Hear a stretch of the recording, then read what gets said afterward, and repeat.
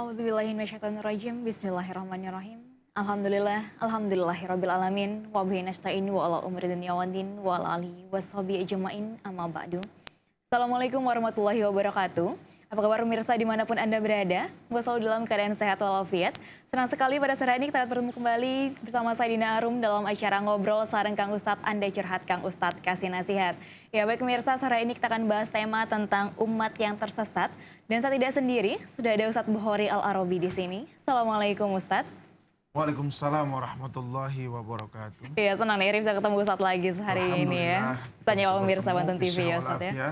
Kita bisa berbagi ilmu. Berbagi ilmu ya, ya kita bisa melakukan pencerahan. Oh pencerahan. Mudah-mudahan di bulan Sya'ban ini iya, di bulan umat semakin tercerahkan. Amin, dan tentu saja kita berharap umat semakin dekat dengan hidayah Allah. Amin ya rabbal alamin. Iya Ustadz, tentang umat yang tersesat nih Ustadz temanya.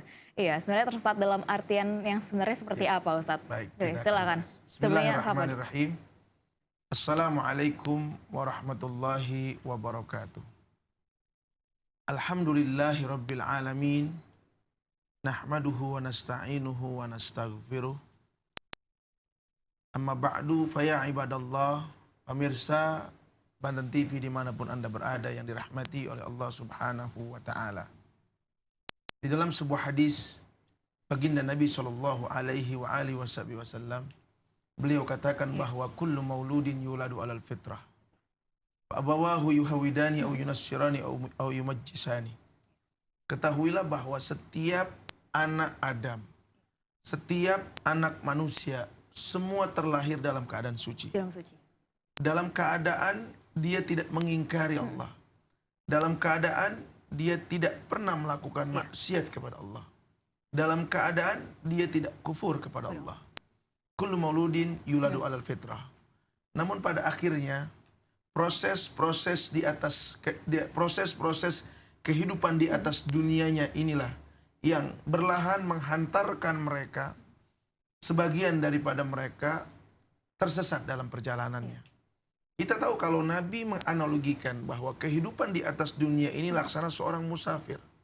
Atau laksana kita sedang melakukan sebuah perjalanan. Perjalanan yang cukup panjang. Dari alam arwah ke alam rahim, kemudian kita singgah di alam dunia, esok hari kita akan pindah ke alam barzah, kemudian pindah lagi ke alam akhirah. Nabi menganalogikan ini semua. Dan dunia ini, Nabi analogikan laksana sebuah pohon rindang yang ada di tengah gurun pasir atau gurun Sahara. Dan tidak sedikit orang yang terlena, orang yang terlupa, orang yang tertidur bahwa dunia ini adalah tempat di mana kita mempersiapkan tenaga, energi, perbekalan demi melanjutkan kehidupan selanjutnya atau perjalanan selanjutnya. Maka dapat dipastikan bahwa baik di dunia maka dia akan membawa kebaikan di akhirat, dan buruk hidupnya di dunia maka akan berdampak buruk juga dengan kehidupannya di akhirat. Sehingga dikatakan bahwa dunia mazra'atul akhirah. Dunia ini laksana ladang bagi alam akhirat. Itulah kenapa dalam keadaan lahir dalam keadaan suci, kemudian proses kehidupannya dia tumbuh kembang menjadi seorang remaja, pemuda, orang dewasa. Nah, pernak-pernik dunia itulah yang kadang menyesatkan manusia. Kalau dia tetap bertahan dalam posisi kesuciannya, kita perlu tahu bahwa Allah telah melengkapi kehidupan kita di dunia ini dengan alam yang lainnya. Allah lengkapi kita dengan matahari, Allah lengkapi kita dengan bulan, Allah lengkapi kita dengan tanam-tanaman, Allah lengkapi kita dengan air yang tidak pernah habis kita gunakan, lautan yang begitu luas, kemudian ikan yang beraneka ragam, buah-buahan yang luar biasa. Dan sebenarnya semua ini Allah kirim kepada kita, umat manusia, untuk la'ayatin, sebagai tanda bahwa keberadaan Allah tidak serta-merta kita meyakini keberadaannya dengan melihat dengan mata kepala kita, tidak. Tapi kita melihat tanda-tanda kebesarannya. Kita tahu di dalam Al-Quran, Allah katakan, Allahul ladzi khalaqas samawati wal arwama bainahuma. Allah lah yang menciptakan langit dan bumi dan apa-apa yang ada di antara keduanya. Nah, kalau ini semua dapat kita tangkap, ingat loh, Allah tidak hanya memberikan perumpamaan itu berupa yang besar-besar saja. Demi menuntun seseorang, demi memberikan petunjuk kepada seseorang, bahkan seekor lalat pun Allah jadikan perumpamaan untuk sinyal, untuk hidayah yang hendak Allah berikan kepada seseorang tersebut. Innallaha alla yastahi ayyadriba masalan ba'udatan fama fawqaha, kata Al-Quran. Sesungguhnya Allah tidak merasa sungkan untuk menjadikan contoh seekor lalat, ya kan? Bahwa seekor lalat ini Allah kirim untuk menjadi tanda-tanda kebesarannya, untuk menjadi tanda-tanda bahwa Allah adalah zat yang maha pencipta. Siapa yang mampu menciptakan seekor lalat yang dalam sekian detik kepakan sayapnya terhitung sekian puluh bahkan sekian ratus kali, ya kan? Sekarang teknologi manusia mana yang mampu menciptakan itu? Lihat, kita tidak berbicara yang besar-besar. Kita bicara yang hina, seekor semut.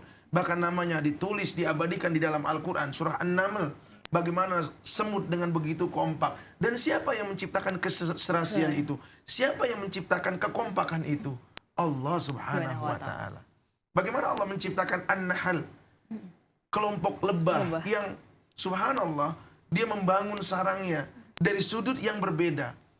Ketemu di tengah, tidak ada sedikit pun yang beda luasnya dan lain sebagainya. Semua berbentuk heksagonal, segi 6 dan lain sebagainya. Subhanallah. Ini siapa yang mampu menciptakan naluri seperti itu? Allah subhanahu wa ta'ala. Wa inna Allah la yastahi ayyadriba masalan ba'idatan fama fawqaha. Allah tidak sungkan untuk memberikan contoh hal-hal yang sepele itu.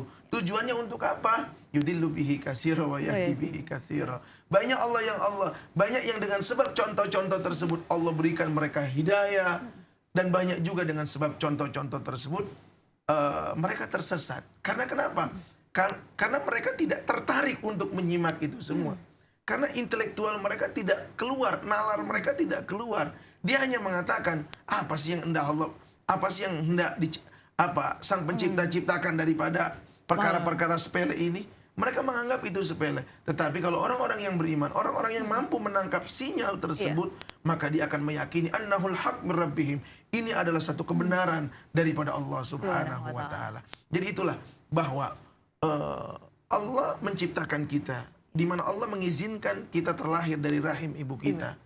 Kemudian terlahir kita dalam keadaan suci, kata baginda Nabi. Dan esok kemudian hari, kemudian kita tersesat di tengah jalan. Jangan salahkan Allah. Bukan Allah yang menyesatkan kita, tetapi itu semua diawali daripada kurangnya kita merespon daripada hidayahnya Allah subhanahu wa ta'ala. Ketika seseorang berjalan misalnya, jangan jauh-jauh, kita menuju kota Cirebon, ya kan? Kita jalan di jalur Cikampek misal.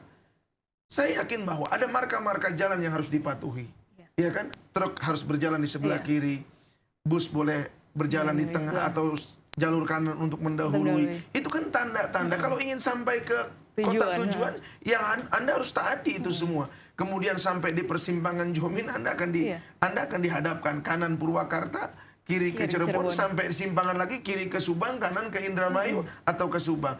Kalau kita tidak taati itu semua, kita tidak bisa baca itu semua, maka yakin kita akan tersesat. Lalu apakah ketika seseorang itu tersesat yang disalahkan yang membuat marka jalan? Tidak loh. Diri kita sendiri pastinya. Anda sendiri yang salah. Karena Anda tidak pernah mampu, bahkan tidak mampu untuk menangkap sinyal-sinyal hidayah dari Allah subhanahu wa ta'ala. Jadi kalimat yudillu bihi katsira wa yahdi bihi katsira bukan berarti Allah menzolimi seseorang dengan tidak memberikannya dia hidayah. Tidak. Hidayah itu Allah bentangkan seluas-luasnya. Hidayah Allah itu Allah sebar seluas-luasnya. Terbuka kok. Nabi Muhammad SAW bukan seorang malaikat yang bisa dilihat oleh orang-orang tertentu saja. Saat Nabi diciptakan oleh Allah, diturunkan ke bumi lewat kelahiran Ibunda Aminah, ayahnya seorang laki-laki bernama Abdullah, kemudian umur 25 tahun, umur 40 tahun beliau mengaku menjadi Nabi dan Rasul sebagai utusannya. Kan suara ini tidak hanya terdengar orang golongan-golongan tertentu saja. Saya yakin Abu Jahal juga mendengar itu. Abu Lahab juga mengetahui itu. Abdullah bin Ubay juga mengetahui itu. Tapi kenapa Abu Jahal tidak beriman? Kenapa Abu Lahab justru menentang? Karena dia tidak menangkap itu semua. Bukan alasan karena Allah tidak berikan dia hidayah. Allah sudah bentangkan hidayah di hadapan mereka. Tapi mereka lah yang menyesatkan diri mereka sendiri. Kita buka di dalam surah An-Nahl kalau tidak salah ayat yang ke-93. Ketika Allah berfirman, "Walau syaa Allahu la ja'alakum ummatan wahidah." Kalau Allah berkehendak pasti kalian mampu dijadikan orang yang beriman semuanya. Tapi Allah tidak kehendaki itu semua. Allah tidak langsung masuk ke dalam hati kita, tapi Allah bentangkan secara fisik, kasat mata terlihat. Nabi terlihat oleh siapapun juga. Suaranya terdengar oleh siapapun juga. Bacaan Al-Qur'annya didengar oleh siapapun juga. Ajakannya didengar oleh siapapun juga. Cuma perihal orang itu mau atau tidak dikembalikan kepada mereka masing-masing. Jadi jangan salahkan Tuhan, jangan pernah salahkan Allah ketika ada orang tidak beriman kepada Allah. Karena kenapa? Karena hidayah itu tidak akan Allah berikan kepada kaum-kaum yang fasik, kepada manusia yang di dalam hatinya ada penyakit. Nanti kita akan bahas beberapa golongan manusia yang termasuk orang-orang fasik sesuai dengan surah Al-Baqarah ayat 26 tadi. Bahwa lagi-lagi Allah Subhanahu wa taala mampu sebenarnya menciptakan semua manusia beriman. Tetapi walaki yudillu may yasha wa yahdi may yasha wa la tus'alunna bima kuntum ta'malun. Kalian nanti akan ditanya terhadap apa-apa yang kalian pernah kerjakan di atas dunia. Ingat, kalau hidayah itu memang murni Allah Subhanahu wa taala lepaskan, berikan kepada seseorang, maka perihal pekerjaannya tidak akan ditanya oleh Allah Subhanahu wa taala. Sehingga orang yang tersesat tidak akan menuntut Allah. Ya Allah, kenapa kau sesatkan kami? Kau berikan hidayah kepada mereka. Tidak. Wala tus'alunna bima kuntum ta'malun. Kamu akan ditanya terhadap apa yang kamu telah perbuat. Artinya bahwa sesatnya kamu bukan disebabkan Allah, tapi sesatnya kalian karena memang kalian tidak pandai menangkap sinyal-sinyal, ayat-ayat, tanda-tanda kebesaran Allah Subhanahu wa taala. Dan itu adalah sifat orang-orang fasik. Nanti kita akan bahas setelah yang berikut ini ya Ustaz ya. Kita akan istirahat sebentar lebih dahulu Ustaz. Ya baik pemirsa, jangan kemana-mana. Tetaplah bersama kami di Ngobrol Sareng Kang Ustaz. Anda curhat, Kang Ustaz kasih nasihat.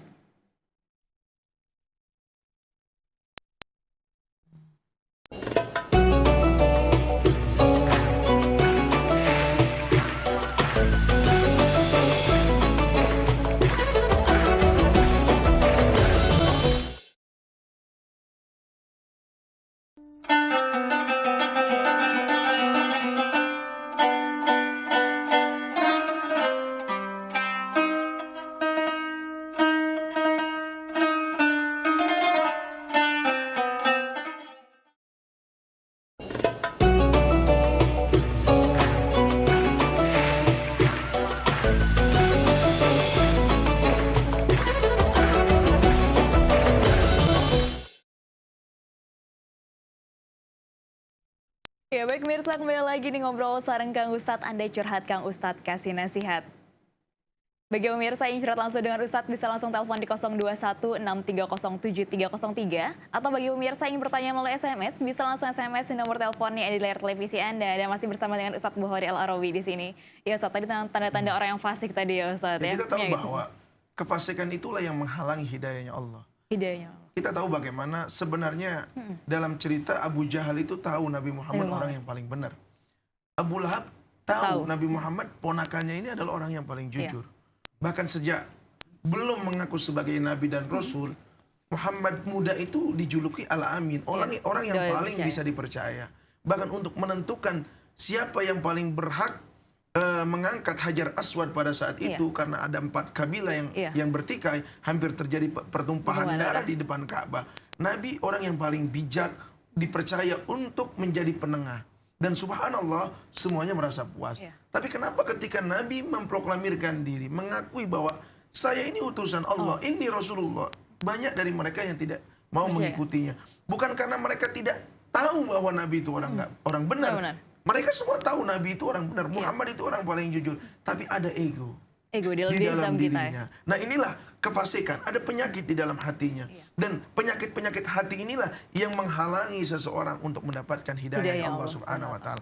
Jangan dia melihat gunung, dia melihat tadi innallaha alla yastahi masalah baudotam mafauqah. Allah itu memberikan contoh seperti lalat-lalat yang kecil itu atau semut-semut yang kecil, apalagi yang kecil, yang besar aja mereka nggak mampu baca. Nah, siapa mereka? Wa ma yudillu bihi ilal fasikin. Allah tidak akan memberikan hidayah kepada orang-orang yang fasik. Siapa mereka orang-orang Orang yang yang fasik? Kita akan baca sesuai dengan apa yang Allah gambarkan di dalam Dalam Al-Quran. Alladzina yankuduna ahdallahi min ba'di mitsaqihim. Yang pertama, mereka adalah orang-orang yang membatalkan perjanjiannya kepada Allah Subhanahu wa Membatalkan taala. perjanjian seperti apa nih? Kita tahu bahwa di dalam surah Al-A'raf, ketika dulu kita hidup di zaman ajalli, Iya. kita hidup di alam arwah, Allah menceritakan, kalian pernah ditanya dulu ketika di alam arwah, semua manusia ditanya oleh Allah, alastu bi rabbikum, wahai para arwah, wahai para anfus, ridokah kalian aku sebagai Tuhan kalian? Semua kompak menjawab, qalu bala syahidna, kami setuju, kami ridho, dan kami saksikan ya Allah engkau sebagai Tuhan kami. Jadi kenapa Nabi katakan setiap bayi yang terlahir ada dalam keadaan suci? Karena memang setiap arwah itu sudah punya ikatan spiritual antara si arwah dengan Tuhannya, antara si arwah dengan Allah Subhanahu wa taala. Bahwa kita semua sebenarnya dulu beriman kepada Allah, tapi pada perjalanannya ketika arwah mengendarai jasmani, yang jasmani ini punya banyak kemauan, punya banyak mimpi, lagi-lagi saya katakan punya banyak cita-cita, akhirnya dia terjebak di dalam raga ini, termasuklah di orang-orang yang fasik. Kita tahu bagaimana ketika Abu Lahab ditanya, Abu Jahal ditanya, kenapa kau tidak beriman kepada Muhammad, padahal kau yakin, kau tahu, kau saksikan Muhammad itu adalah orang yang jujur. Alasannya satu, gengsi. Karena gengsi. Gengsi itu kan bicara tentang watak, bicara tentang apa disebutnya kehormatan. Seakan-akan, loh, saya yang lebih tua, kenapa saya nggak jadi nabi, kok Muhammad yang bocah baru kemarin sore harus kita akui sebagai nabi. Jadi inilah ketika kebenaran harus kita nafikan karena alasan ego kita. Nah, orang-orang yang seperti ini, alladzina yankuduna ahdallahi min ba'di mitsaqihi, bisa-bisa kita membatalkan perjanjian keimanan kita kepada Allah Subhanahu wa taala. Ya kan, kita tahu dalam sejarah bagaimana ketika Nabi kirim surat kepada Raja Heraklius. Waktu itu penguasa Romawi. Ya, karena ada kekuatan besar saat itu, yakni Kisra Persia dan Raja Heraklius, yakni Raja Romawi. Ketika Raja Romawi membaca suratnya baginda Nabi, kemudian dia bertanya kepada sang utusan Nabi. Dia bertanya tentang ciri-ciri Nabi Muhammad dan percis apa yang dia baca di dalam Taurat dan Injil, bahwa kabar tentang diutusnya Nabi akhir zaman yang bernama Ahmad, yakni Nabi Muhammad, itu nanti dia lahir di kota Makkah, hijrahnya ke kota Madinah. Ini jelas tertulis di dalam kitab Taurat. Diriwayatkan oleh Atha ibn Yasar an Ka'bil Ahbar. Itu ada hadis ada orang mantan Yahudi, dia masuk Islam, namanya Atha ibn Yasar.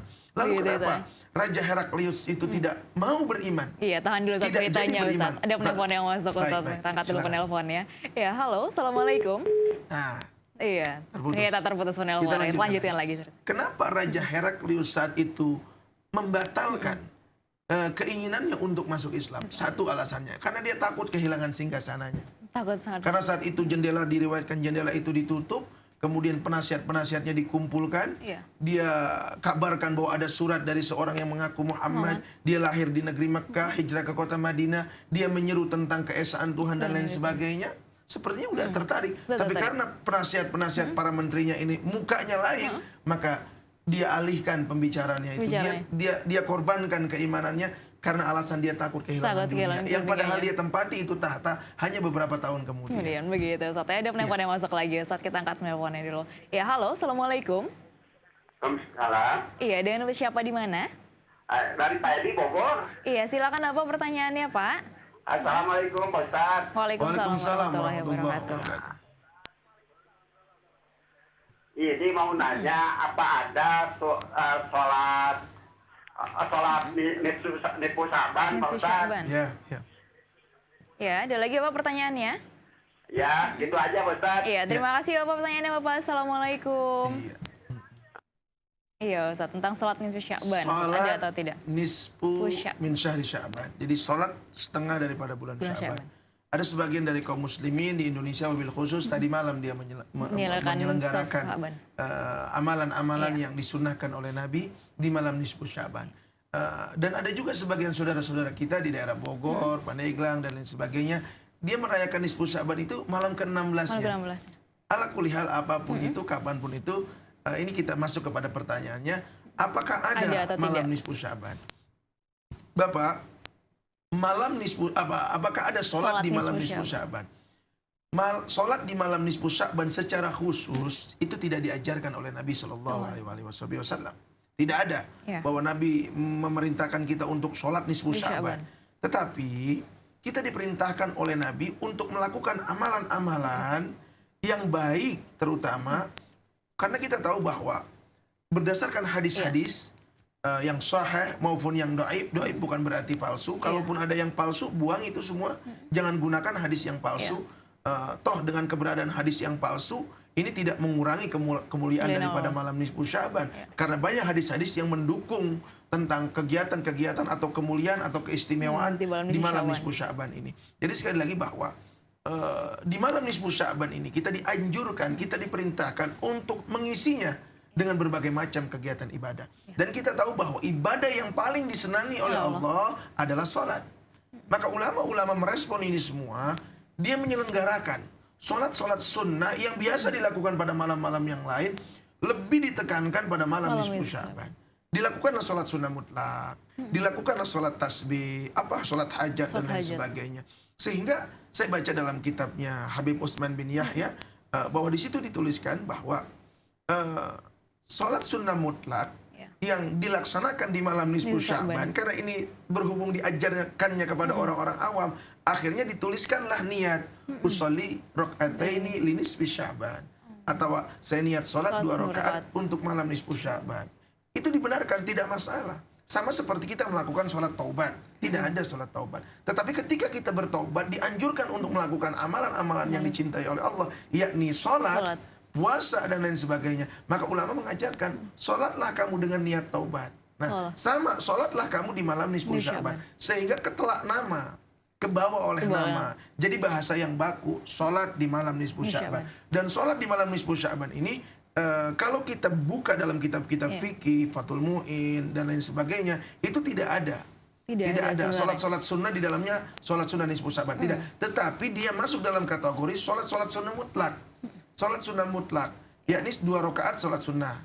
Cukup, kapan saja kita lakukan itu boleh, tapi lebih ditekankan pada malam nisfu Sya'ban. Jadi jawabannya Bapak, asalnya sholat niat malam niat sholat malam nisfu Sya'ban itu tidak ada. Tetapi mengisi malam nisfu Sya'ban dengan banyak sholat sunnah itu dianjurkan. Jadi seperti itu. Jadi hadis atau ayat kita tidak hanya membaca dengan apa-apa yang tersurat, tetapi yang tersirat di balik itu. Kita memahami hal ini bahwa ini merupakan amalan-amalan para salafun saleh, amalan-amalan para ulama-ulama di zaman dahulu. Jadi lakukan itu semua, itu perkara yang disunahkan, perkara yang dibolehkan. Dan tidak ada larangannya. Tidak ada larangan. Kalau ada larangannya baru kita tinggalkan. Misalnya Nabi dalam hadis yang jelas mengatakan dilarang oleh Nabi atau nahaitukum an sholati fi yaumi nisfi min Sya'ban, misalnya saya larang kalian untuk melakukan sholat sunnah pada malam nisfu Sya'ban, baru dapat kita katakan jangan selenggarakan malam itu sholat di malam nisfu Sya'ban. Tetapi tidak ada larangannya. Kalau tidak ada perintahnya berarti masuk ruang ijtihad. Ruang ijtihad apa? Efeknya apa? Efek positifnya lebih banyak. Oh iya sudah berarti laksanakan. Sholat itu sunnah untuk dilakukan, masuk kategori sholat sunnah mutlak. Sunnah mutlak. Iya, ada penelpon yang masuk lagi Ustadz. Iya, halo, assalamualaikum. Waalaikumsalam. Iya, dan Ibu siapa di mana? Dengan Ibu Reda di Tangerang. Iya, Ibu silakan Ibu pertanyaannya Ibu. Ya. Assalamualaikum Ustaz. Waalaikumsalam warahmatullah. Saya mau tanya. Kalau bayar fidyah nggak pakai beras, tapi pakai uang seharga beras itu boleh apa enggak? Iya, ada lagi Ibu pertanyaannya Ibu? Ada lagi? Udah, itu aja. Iya, terima kasih Ibu pertanyaannya Ibu. Assalamualaikum. Salam.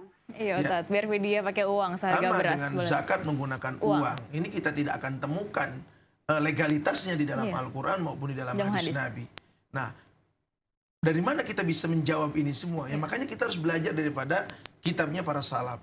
Kita harus belajar daripada kitabnya para ulama madhab. Jangan mendirikan madhab sendiri. Memang Anda siapa? Ya kan?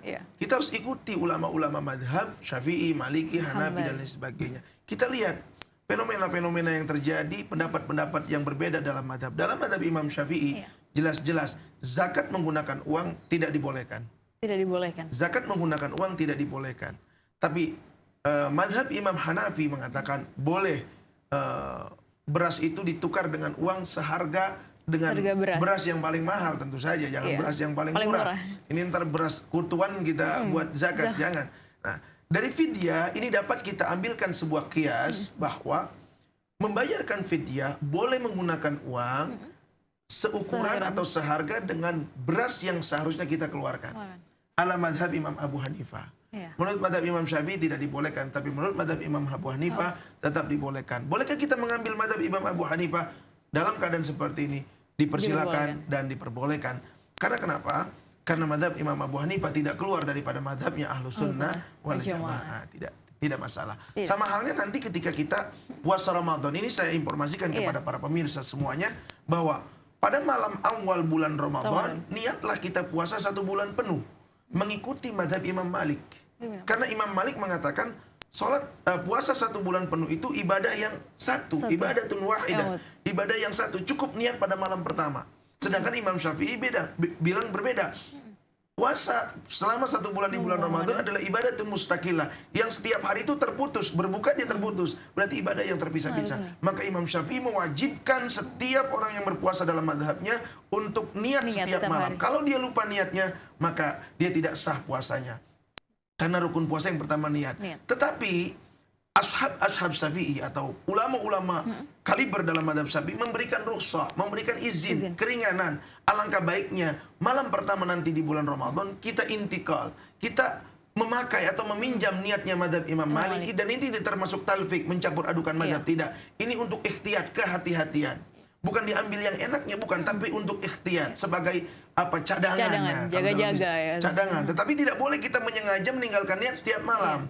Dengan niat pada malam pertama 1 bulan penuh puasa di tahun ini di bulan Ramadan, maka esok hari atau lusa kita lupa, puasa kita tetap dinyatakan sah karena kita intiqalul madhab pada malam pertama. Tapi kalau kita lupa untuk niat pada malam pertama, kemudian esoknya kita lupa juga, maka puasa kita dinyatakan tidak sah karena tarikun niyah, kita orang yang meninggalkan daripada niat puasa tersebut. Padahal niat puasa merupakan ruknun min arkanis shiyam, rukun daripada rukun-rukun puasa. Menarik sekali. Menarik sekali. Kita istirahat sebentar lebih dahulu, Ustaz. Nanti lanjut lagi pembahasan kita semakin menarik ini, Ustaz. Ya, baik pemirsa, tetaplah bersama kami di Ngobrol Saring Kang Ustadz. Anda curhat, Kang Ustadz kasih nasihat.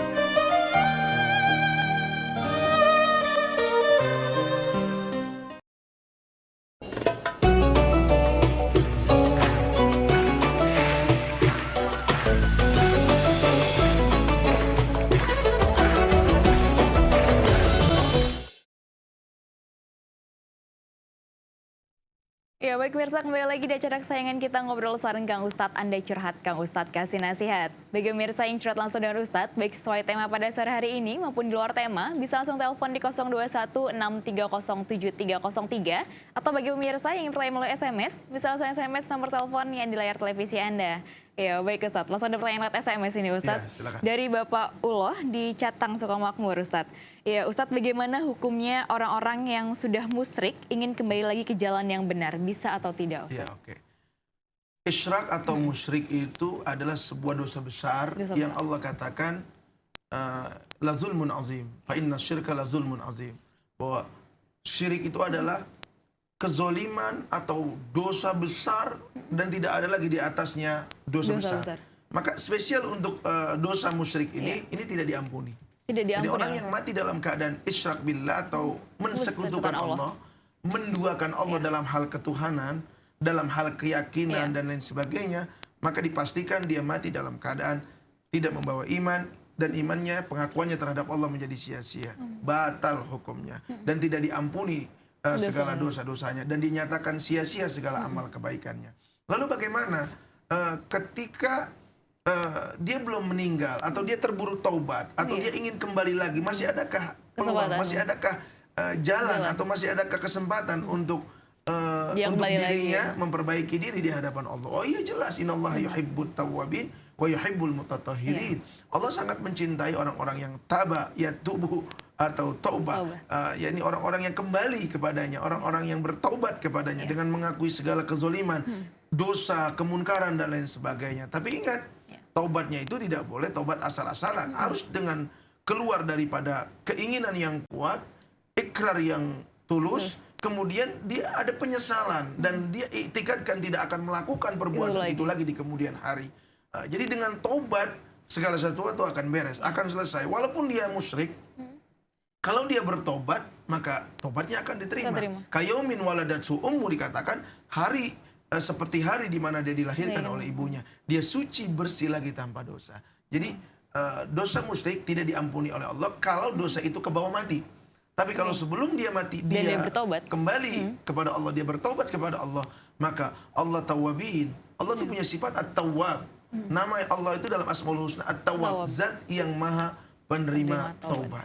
Jadi Allah itu maha penerima taubat. Allah mencintai orang-orang yang bertaubat dan Allah Subhanahu wa taala mencintai orang-orang yang bersuci diri. Jadi mudah-mudahan Bapak mengerti bahwa semusyrik apapun kita, kalau kita mau mengakui kesalahan kita di hadapan Allah, kita akan diterima taubat kita. Amin ya rabbal alamin. Amin ya rabbal alamin. Iya Ustaz. Kita bagian tentang ciri yang fasik tadi, tanda-tanda penyakit fasik. Jadi yang pertama, alladzina yanquduna ahdallahi min ba'di mitsaqih. Adalah orang-orang yang dengan sifatnya, dengan kekonyolannya, dengan keburukan hatinya, dia memutuskan, dia membatalkan perjanjian imannya kepada Allah. Mana yang kedua, wa yaqta'una ma amarallahu bihi ayyusala. Adalah orang-orang yang memutuskan tali silaturahim. Apa itu? Tali silaturahim. Dia memutuskan sesuatu yang Allah perintahkan untuk disambung, ya silaturahim. Ya kan? Artinya bahwa orang yang di dalam dirinya itu tidak ada belas kasih, atau orang yang di dalam dirinya itu ada penyakit, selalu hasud, dengki, membenci, sombong dan lain sebagainya, merasa dirinya paling mulia, itu adalah orang yang jauh daripada hidayah Allah Subhanahu wa taala. Kita tahu bahwa di dalam hadis lain Nabi katakan, la yadkhulal jannata man kana fi qalbihi misqalu dzarratin minal kibr. Tidak akan pernah masuk ke dalam surga sama sekali. Nabi menggunakan kalimatnya la yadkhula. Tidak akan masuk ke dalam surga seseorang yang di dalam hatinya ada sifat sombong, walaupun hanya sebiji zarrah atau sekecil atom. Karena kenapa? Karena sifat sombong itu adalah perasaan di mana dia lebih mulia dari orang lain, sehingga dia putuskan hak orang lain atas dirinya. Dia nggak mau menghargai orang lain, yang mau dia dihargai orang lain. Nah, orang-orang seperti ini adalah bagian daripada orang-orang wa yaqta'una ma amarallahu bihi ayyusala. Orang-orang yang menimbulkan, memercikan api-api permusuhan. Orang-orang yang tidak menghargai karya orang lain. Jadi sekali lagi, orang-orang yang memutuskan tali silaturahim, orang-orang yang tidak bersahabat dengan orang lain, orang-orang yang merasa mulia daripada orang lain, orang-orang yang iri dengki kepada orang lain, itu adalah orang-orang yang jauh daripada hidayah Allah Subhanahu wa taala, karena dia termasuk orang-orang yang fasik. Iya, baik Ustaz. Ada penelpon yang mau masuk lagi, Ustaz. Kita angkat penelponnya dulu. Ya, halo, Assalamualaikum. Waalaikumsalam. Iya, dengan siapa di mana? Dengan Ibu Lili di Bogor. Iya, Ibu silakan Ibu pertanyaannya Ibu. Assalamualaikum Pak Ustadz. Waalaikumsalam. Waalaikumsalam Bu Lili. Pak Ustadz, begini ya, dosakah saya bila tidak mempercayai suami saya 100% lagi lah, karena saya pernah dikecewakan, walaupun suami sudah bertobat, tapi karena tiap hari kerjanya kan bareng ya, pasti ketemu terus, ya. Udah gitu, ya walaupun saya tidak ingin seujon lah, tapi hati ini selalu tidak tenang. Setiap kali suami saya berangkat kerja, apalagi kan sebentar lagi mau puasa ya. Saya ingin puasa saya benar-benar sempurna. Ya, mohon penjelasannya ya. Itu. Terus yang kedua Pak, ya Ibu silakan. Kalau membaca Yasin, guru ngaji saya suka menambahkan kalimat Sallallahu alaihi wasallam Yasin. Boleh apa tidak Pak? Mohon penjelasannya ya. Baik. Terima kasih. Assalamualaikum. Waalaikumsalam warahmatullahi wabarakatuh. Iya Ustaz, pertama tadi tidak percaya dengan soal dosa. Saya akan mengambil sebuah hadis Nabi yang berbunyi iyyakum wadh-dhanna fa inna dhanna akdzabul hadis. Kata Nabi, jauhilah suudzon, karena suudzon itu adalah ucapan yang paling dusta. Jangan paling dusta. Ucapan yang paling bohong itu adalah suuzon. Maka ibu, kalau saya lihat kronologi ketidakpercayaan ibu terhadap suami, sebenarnya ini manusiawi. Karena ibu pernah dikecewakan, pernah dikhianati. Tapi bukan berarti ibu harus membiasakan diri ibu untuk suuzon kepada dia. Karena bisa jadi dia sudah berubah sebenar-benarnya, sementara dia sudah mampu mengalahkan setan di dalam dirinya, akhirnya ibu tidak mampu mengendalikan setan di dalam diri ibu. Jadi dapat saya pastikan, kalau hanya waspada, kalau hanya kurang percaya tidak masalah. Tapi kalau sudah larinya kepada kepada suuzon, kepada sangkaan buruk, ini dosa. Iya. Jadi kalau ibu waspada, hati-hati itu tidak berdosa. Tetapi kalau sudah larinya kepada zon atau sangkaan buruk, itu hukumnya berdosa. Kata Nabi, iyyakum wazanna, janganlah kamu melakukan suuzon kepada saudaramu siapapun, apakah itu suamimu, dia kan saudaramu sesama muslim. Nah, kalau bahkan kepada non muslim pun kita tidak diajarkan untuk suuzon, kita harus husnuzon, positive thinking. Jadi ibu kalau waspada boleh, tetapi kalau suuzon yang berkelanjutan, ini hukumnya dosa besar. Hukumnya dosa besar, tidak boleh. Iya, pertanyaan yang kedua, tadi membaca Yasin ditambahkan ayat. Nah ini dia. Jadi ketika guru-guru ngaji di kampung-kampung dimanapun dia menambahkan Sallallahu Alaihi Wasallam Yasin, ini bukan berarti nambahin ayat, tetapi memberikan penghormatan. Bahwa Yasin itu adalah nama Nabi Muhammad. Ya, kenapa? Orang kan kalau dengar nama Nabi Muhammad kita baca Sallallahu Alaihi Wasallam atau Allahumma sholli ala Sayyidina Muhammad wa ala ali Sayyidina Muhammad. Ini hukumnya sunnah. Nabi yang memerintahkan. Ketika sahabat bertanya, kaifa nusalli alaika ya Rasulullah? Bagaimana cara saya bersolawat kepadamu? Nabi bilang, qul Allahumma sholli ala Muhammad. Ucapkan olehmu Allahumma sholli ala Muhammad. Tapi karena kita ini adalah umat yang berakhlak, nggak mungkin kok dong kita sebut Allahumma sholli ala Muhammad, kita sebut Allahumma sholli ala Sayyidina Muhammad. Nah, Sallallahu Alaihi Wasallam itu merupakan sebuah sholawat yang kita ungkapkan kepada Yasin tersebut. Loh, memang Yasin ini siapa? Yasin ini adalah nama daripada Nabi Muhammad. Kata siapa? Kata Al-Quran. Ayo kita baca ayat selanjutnya. Yasin wal Qur'anil Hakim. Yasin itu kita nggak tahu maknanya kalau kita belum baca ayat selanjutnya. Wal Qur'anil Hakim, wawunya wa qasam. Dari mana kita tahu wawunya wa qasam? Lihat Al-Qur'an dibaca ni wal Qur'anil Hakim. Kalau wawunya wawu ibtida itu dibacanya wal Qur'anul Hakimu. Tetapi dibacanya wal Qur'anil Hakim. Jadi demi Al-Qur'an sebagai kitab yang menghukumi segala hukum-hukum yang ada, kata Allah, innaka sesungguhnya engkau. Siapa engkau ini? Kok tiba-tiba Allah bilang innaka? Nah, kita kembali lagi kepada ayat yang pertama. Yasin, ya-nya ya nida. Jadi ya disambung dengan sin ini adalah nama besar Nabi Muhammad yang Allah sebutkan di dalam surah Yasin. Jadi Yasin Sallallahu Alaihi Wasallam itu tidak masalah. Bukan menambahi ayat, tapi memberikan penghormatan. Karena kenapa? Allah saja pada ayat selanjutnya mengatakan innaka laminal mursalin. Sesungguhnya engkau wahai Yasin termasuk daripada para rasul yang diutus oleh Allah Subhanahu wa taala. Kenapa innaka ini kita pastikan ini Yasin yakni Nabi Muhammad? Karena ketika ayat ini diturunkan oleh Jibril berhadapan dengan Nabi Muhammad seakan-akan innaka, engkau wahai Muhammad, engkau wahai Yasin adalah termasuk utusan Allah. Jadi semua jumhur mufassirin, semua ulama-ulama tidak ada yang menafikan tentang makna ini bahwa Yasin bermakna nama kebesaran Nabi Muhammad Sallallahu Alaihi Wasallam. Jadi silakan baca Yasin Sallallahu Alaihi Wasallam. Begitu ya, Tata jawabannya iya. Ada penelpon yang masuk lagi, Ustaz. Kita angkat penelponnya dulu. Iya, halo, assalamualaikum. Waalaikumsalam warahmatullahi wabarakatuh. Iya, dan Bapak siapa di mana? Dengan Awaludin di Tangerang. Iya, Bapak silakan Bapak. Assalamualaikum Kang Ustaz. Waalaikumsalam Bang Awal. Saya ingin bertanya masalah bab nikah ini Kang Ustaz. Aduh, boleh. Pertama, orang tua dari mempelai pria, apakah bisa menjadi wali? Wali siapa? Apakah bisa menjadi saksi? Yang kedua, bisa tidak seorang ayah biologis menikahi putrinya? Iya. Ada lagi? Dan yang ketiga,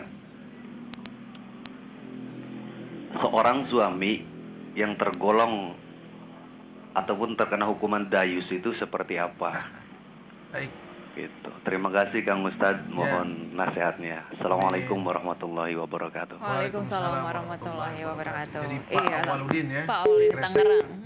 Dia langganan Iya. ini. Langganan Dan selalu. subhanallah karena niatnya ikhlas, teleponnya cepat masuk. Cepat masuknya ya Ustaz ya. Iya, yang pertama, orang tua mempelai pria bisa jadi saksi. Kita atau lihat tidak? dalam bab syahadah, Pak Awal, dalam bab syahadah, dalam kitab Fathul Qarib ada bab syahadah. Bahwa seorang saksi itu syaratnya adalah dia muslim. Saksi nikah ya. Iya. Dalam mazhab Syafi'i, pernikahan itu sah kalau disaksikan oleh dua orang saksi. Laki-laki, ya kan, yang merdeka. Dia muslim, dia merdeka, dan dia bukan fasik. Dia orang yang adil. Mana yang ada? Orang yang adil itu artinya orang yang tidak melakukan dosa-dosa besar. Iya. Orang yang menjalankan sholat, orang yang puasa Ramadan itu orang yang adil. Dan kemudian tidak ada permusuhan antara dirinya dengan yang diberikan saksi, yakni apa disebutnya, si mempelai itu. Jadi kalau kita baca daripada surutus syahadah atau surutus syahid, syarat-syarat orang yang sah dijadikan saksi adalah di situ tidak ada keterangan bahwa dia tidak boleh orang tua. Orang tua. Dia tidak boleh paman, dia tidak boleh adik. Ya. Iya. Jadi hubungan nasab itu tidak menghalangi seseorang Untuk menjadi saksi. Dalam pernikahan seorang muslim dan muslimah. Tetapi Iya. tujuan pernikahan ini kan ada apa? Sunnahnya pernikahan itu kan a'linu, diinformasikan, Iya. diberitakan. Tahu kan?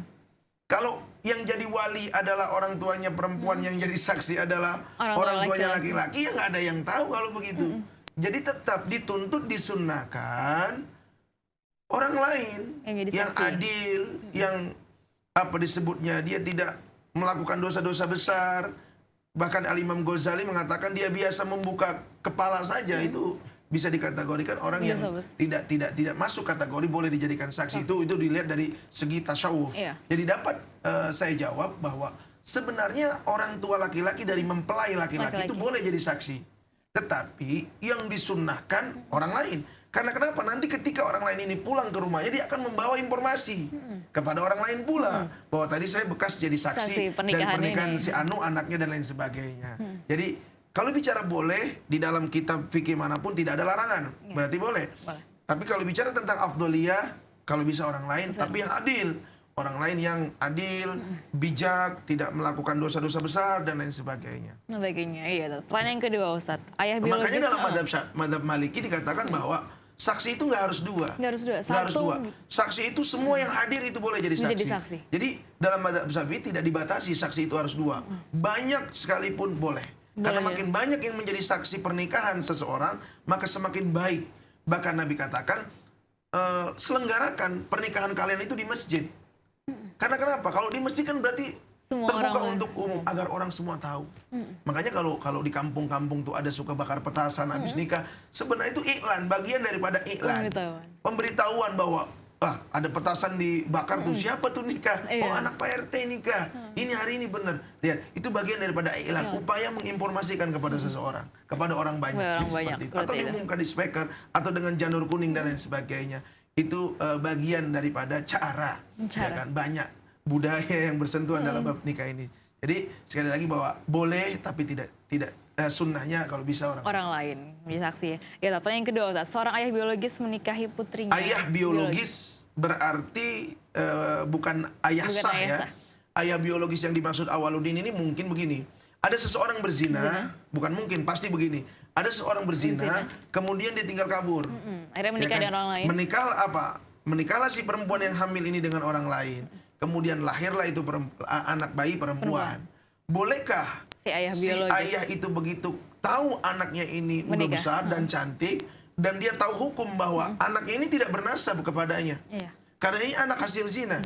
Anak hasil zina, sepakat 4 mazhab, Syafi'i, Maliki, Hambali, dan Hanafi sepakat bahwa anak hasil zina itu tidak bernasab kepada orang tuanya, kepada ayahnya. Kalau kepada ibunya dia bernasab. Kalau kepada ibunya dia bernasab. Jadi kalau ibunya meninggalkan warisan, anak ini mendapat ahli waris. Tetap menjadi ahli waris. Tapi kalau ayahnya yang mati, ayah biologis ini, ayah yang hanya menghamili ibunya tapi tidak bertanggung jawab. Sekalipun dia bertanggung jawab menikahi ibunya, tetap saja ini tidak bernasab. Artinya bahwa dia tidak boleh menjadi wali nanti ketika kalau anak ini perempuan menikah, dia tidak boleh diwalikan oleh ayah biologisnya. Siapa walinya? Al-hakim waliyun liman la waliyalah, kata kata hukum fikih, walinya harus wali hakim, penghulu atau naibnya. Tuh. Yang kedua, dia tidak berhak menjadi ahli waris daripada ayahnya.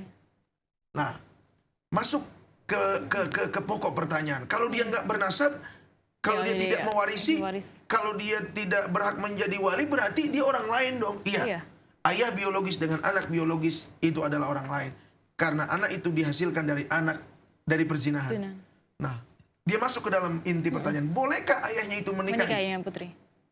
Begini, kalau seandainya ibunya sempat dinikahi dulu, kemudian si ayahnya ini tidur dengan ibunya, maka seakan-akan Anda menikah dengan seorang perempuan yang sudah punya anak, maka otomatis Anda muhrim kepada si anak tersebut.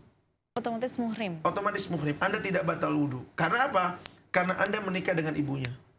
Ya. Sebab ketika Anda menikah dengan ibunya, kemudian Anda jima, Anda bersetubuh dengan ibunya sebagai layaknya suami istri, maka sejak perjimaan itu terjadi sampai hari kiamat, Anda tidak boleh menikah dengan si anak perempuan tersebut, dan hukum Anda tidak batal wudhu. Walaupun itu orang lain. Anak biologis anak orang lain. Tapi karena Anda udah tidur dengan ibunya. Anda muhrim kepada si anaknya. Itu alasannya. Tetapi kalau dia tidak pernah menikah dengan si perempuan ini, si ibunya ini, habis hamil langsung kabur, kemudian dia balik, dia lihatnya anak cantik banget, dia tahu bahwa ini adalah anak hasil zina dia dengan perempuan yang dia tinggal kabur itu, bolehkah dia menikah dengan anak hasil zinanya tersebut? 4 mazhab mengatakan boleh, kecuali mazhab Imam Abu Hanifah makruh hukumnya ihtiraman lil mani, karena memuliakan air mani yang dihasilkan dari laki-laki tersebut.